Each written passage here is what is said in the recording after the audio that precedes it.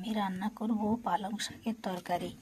নিয়ে নিয়েছি একটু পালং শাক আর নিয়েছি বেগুন। বেগুনটা আমি নুন হলুদ মাখিয়ে রেখেছি।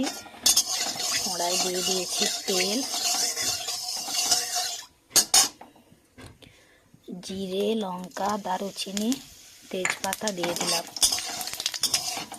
এখানে আমি আলু, কচু কিছুই দিইনি, শুধু বেগুন দিয়েই এই পালং শাকটা রান্না করব। আর এভাবে রান্না করলে পালং শাকের তরকারিটা খেতে খুব ভালো লাগে। এগুলো ভাজা হয়ে গেছে, দিয়ে দেবো বেগুন।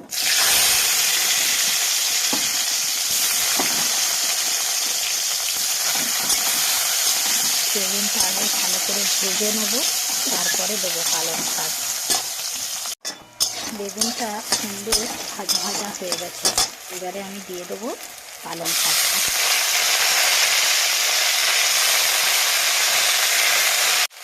পালং শাকটা একটু নেড়ে ছেড়ে নিয়েছি, একটু আদা বাটা দিয়ে দেবো। এটা একটু কষিয়ে কষিয়ে ভেজে নিতে হবে। আদাটা ভাজা ভাজা হয়ে গেছে, একটু কাঁচা লঙ্কা দিয়ে দিলাম আর দিয়ে দিচ্ছি অল্প করে একটু হলুদ আর একটু চিনিও দিয়ে দেবো।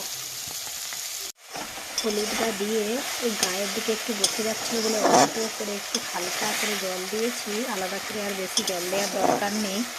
এবারে এটা সব সেদ্ধ হয়েই গেছে ভাজতে ভাজতে, গরম মশলা দিয়ে নামিয়ে নেব।